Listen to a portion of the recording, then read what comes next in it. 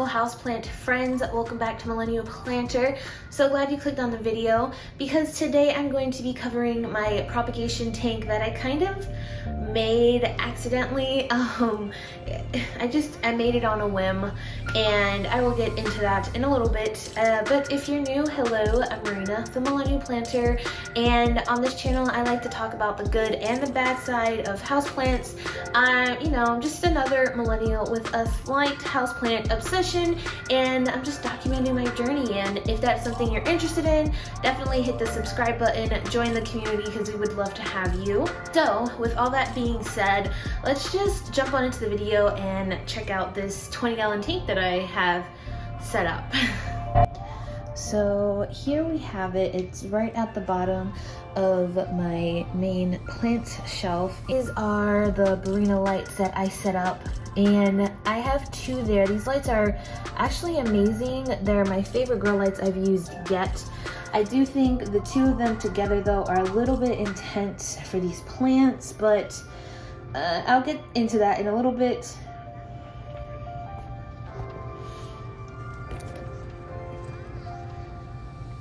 But this is the setup I have. It's basically just a propagation bin, but instead of a bin, it's a tank. Ironically enough, I had my gerbils in here, but they ended up eating each other, which was tragic. And I decided to just clean the tank out and use it for plants. And since I have the wire top mesh part, I use cling wrap to kind of lock the moisture in until I figure out a way to cover the mesh. But I actually think I found a way, so I'll probably be gluing some sort of plastic to the top and seeing how that works. But this is the main overview, and I actually ended up setting up this tank because I got this philodendron luxurians, and I honestly can't even believe I got this plant. I got it from my local plant dealer. Her name is Mitzi. She's just an amazing plant seller here in my area, and just, oh my goodness, you guys, I can't believe I have this plant. That's all I can say, really. Words escape me. But she told me it was a high humidity plant, and I don't have humidifiers and whatnot in my house, so I thought I could maybe acclimate the plant to my house, my surroundings, and it kind of just started to decline, which is normal for plants to decline when they're going through different environments and being shocked and getting used to their new environment. But I could not lose this plant.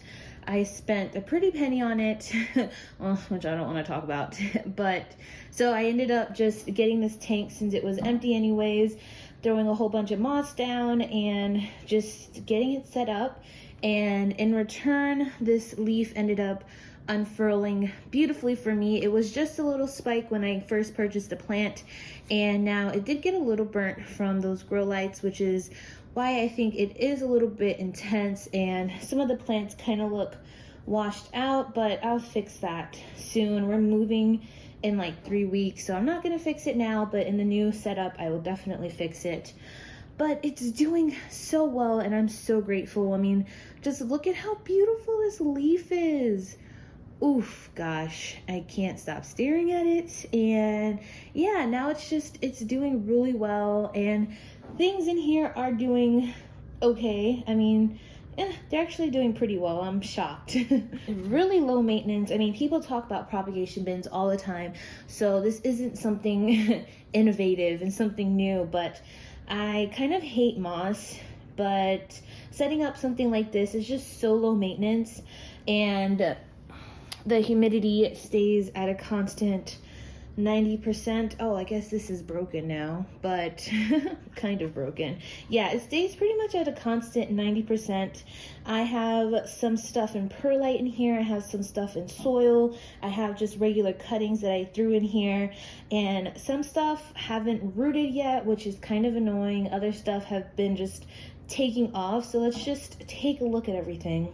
So other than the luxurians, I actually ended up putting my Begonia pavonina in here, and she's been doing absolutely amazing. She was giving me really small leaves before and not really growing much at all. And now that I have her in here, her new leaves are just doing really good. They're staying uncrisp.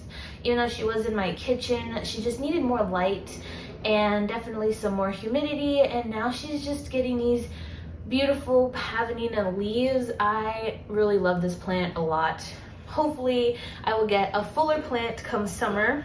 Next, I ended up putting my Peperomia Russo in there, and I just saw that she's flowering.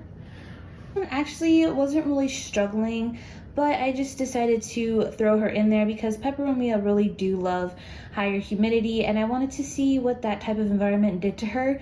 And other than some color loss from maybe too much light, her new foliage just looks amazing, and she's so lush and so full. And ooh, look at those beautiful red backs.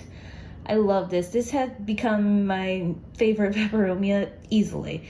And just look at those little rat tail flowers. That is a telltale sign of Peperomia, those flowers. Next, I put my Scindapsus satin in here, and I'm just looking at it now. And she has this here. I'm not sure what's going on there or what that is, but if we look closely, she has a new growth point. I've literally had this plant for at least 6 months and she's stayed exactly the same. I know Scindapsus are harder to get started, so they like a lot of humidity when they're getting started. So I decided to try it out, and I guess lo and behold, she's there. She's been in there for 2 months and she's finally giving me new growth. So hopefully she'll start growing again soon, and I'm probably going to cut that leaf off because I don't know what's going on there. Hopefully it's nothing fungal. Next one is probably my saddest one, but this is my Verrucosum.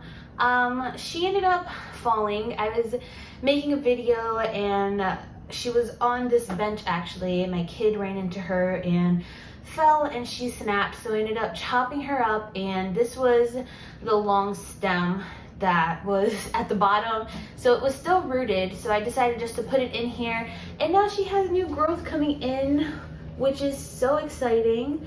I can't wait to see it. It was kind of like a good and a bad thing, because now I do have more Verrucosum. I have 2 rooted pieces, and now this one's shooting out new growth, so that's really exciting. Maybe I will trade one come when they're ready. I don't know. Next, I put my Scindapsus Moonlight Triubii in there because, once again, same thing with my Jade Satin. They just are such slow growers. My Moonlight went through a period of neglect when I went out of town in January, and she just hasn't fully recovered. Threw her in here, and now she has a new little leaf coming in, which is so exciting. I'm honestly stalking Home Depot and Trending Tropicals so I can get a fuller pot. I want a full pot of Moonlight because they're so beautiful. Look at that sheen. Oh, they look painted, which I love. I absolutely love this plant, and if I can get a full plant, a full pot of it, that would be even better. And that is her new little growth right there. I'm not sure what this is. I think it kind of looks like it was some new growth, but it might be dying off at the tip there. Maybe it dried out or is slightly burnt from the light, but hopefully she'll be making a comeback soon. The next thing I put in here is my Anthurium Baccheri, which I showed you in my last video showing you my Anthurium collection. So that was only a week ago that I put her in here, so there's no updates yet. Yeah, no new leaves at the moment. Actually, there might be a new leaf coming in right there, but we'll see. We'll see, give her some more time. I also have my Hoya carrii, which if you follow me for a while, you would know I've had this plant once again for months, and she's just been 2 leaves this whole time. I think I got her maybe in September of 2020, so it's been a minute and nothing. I don't know what this plant wants from me, so I put her in here with extra humidity, extra light. Some Hoyas are just really particular about humidity, especially when they're so little and they're cuttings and they're still like establishing themselves. So hopefully in about another 2 months time, we'll get at least 1 new leaf from her. I also have my Hoya, my variegated Hoya Hindu rope that a friend had sent me, and it wasn't doing too great. It kind of suffered in the mail and at the expense of my friend taking care of it. No shade, Matt. But it's doing amazing now, and since I put it in this tank, shot out 2 new leaves, which is so cool. So I guess if you're struggling with a cutting of a Hoya and you've had it for a while and it's rooted but it's not growing, give it some extra humidity, because they'll really appreciate you.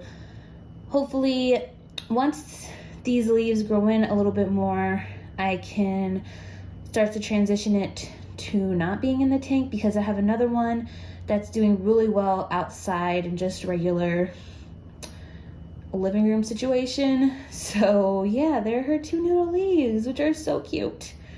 Over here I have a pitcher plant, and this was another reason why I really wanted to set the tank up, because this guy was suffering. This was a cutting, and once again, pitcher plants, you know, carnivorous plants, really like that humidity, especially when they're freshly cut and establishing their roots. And I haven't looked at this one in a while, but if you see, I can't really pull her out, so that's a good sign. She is rooting in there nicely. She has a new leaf coming in right at the tip top, and I don't know, these older leaves are yellowing, so they kind of look like they're dying. I mean, as long as she's rooted in there, I guess she's good. I don't have any pictures on her yet, which is sad, but hopefully soon she will be nice and established and giving me some cute pictures. I just put this red arrow syngonium in there not too long ago, and as you can see, it is completely bleached. Once again, this is another sign of high humidity, but she is rooted, which is amazing. Whoa, that root grew so long since the last time I checked. Look at that red back, so beautiful. So I think I'm gonna just take this one out of the tank and put it on the top of my shelf in like the sunlight area, so we could get some leaf action there. But that root is looking amazing, which is so cool. I really love perlite propagation. I guess the last 2 I have are my Anthurium vitarifolium, which I also showed in my previous video, which is my Anthurium collection. She's been doing amazing. She's so full and has so many leaves. She is slightly bleached again, once again from too much light, but she's still doing really good, and I'm so happy. She has some moss that's coming alive in there, but yeah, doing really great. And then I have my philodendron Barrel Marks Fantasy that I just completely murdered. I don't know what happened with this plant, but you know, she's in there now. She's only been in there for a few weeks, maybe a week actually, so there's no signs of new growth or life yet, but I'm sure she'll do amazing in here. And then I had cuttings somewhere here. I had a node. This was a varicosum node. It has new growth, it looks like, but it feels very limp. I don't know if anything's gonna happen there. Honestly, I am just not the best when it comes to what sticks or node propagations. I need a leaf and a stem. I'm coming to realize. I have this, I think this might have been maybe a dubia. I'm not sure, but once again, there's no roots on that one, just a leaf. And here's some more of that, what I think is dubia. Once again, no roots at all. She pretty much looks exactly the same. I don't know what to do with this one, really. This one specifically has given me a hard time when it comes to propagating it. Maybe I'll put it in another type of moss situation. I don't know. And then I have some little baby turtles that have the tiniest little roots in there. So I guess that's a good thing. So that pretty much covers everything I have in here for the time being. Once stuff is more established and doing really well, I'll take them out.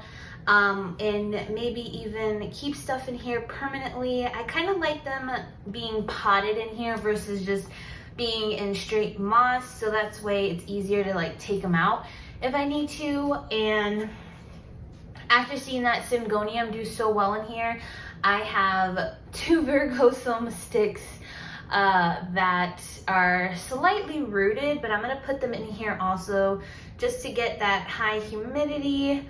Definitely some algae going on, but I have this in perlite, and I just topped it off with some soil because it needed to be topped off and I didn't feel like getting the perlite out. Perlite can just be really messy sometimes. Yeah, but I know the roots will be really established in there. And as far as maintenance go, it's so easy. I will occasionally see my plants wilt, so that's when I know it needs to be watered. Certain things need to be watered. I do have a couple of terracotta pots in here and they do get a little bit moldy, and I usually just have to go and clean the pot. But it does really well with making sure I don't overwater them and completely rot them. And then now I can feel that the moss is dry, so I just take it and spray everything down, spray the glass down. Super easy. And I do kind of like the fact that this stays open with the mesh because it does allow airflow, so I don't get any like fungus gnats. I don't have to worry about anything really moldy in here. I haven't had any experiences with mold, knock on wood, and I really think it's just because I provide a lot of airflow and I don't keep the moss like sopping wet. Overall, for somebody that doesn't like moss, this has been really good for a lot of my plants, and I'm happy with that. Maybe somewhere down the line I will make this pretty and more aesthetically pleasing, but right now it does the job. And the best part is I'm able to put my luxurians front and center, and I could just stare at its beauty all day, and it's just there propped up higher than the rest of its leafy friends. It just brings me so much joy, and I'm happy that I have had this alive for 2 months now, which is why I haven't shared it. I was so terrified I was gonna kill it. I was sure I was gonna kill it, but here she is. She's a little crispy, a little burnt, but she's alive and thriving, and just living her best life. So definitely know in the comments how you keep your rehab plants. Do you have a tank like this? Do you have a propagation bin? I would love to see your setup, so send me pictures on Instagram. I hope you all enjoyed this video, and I will hope to see you all in my next video. As always, I hope you all are staying safe, sane, and healthy. Bye, guys.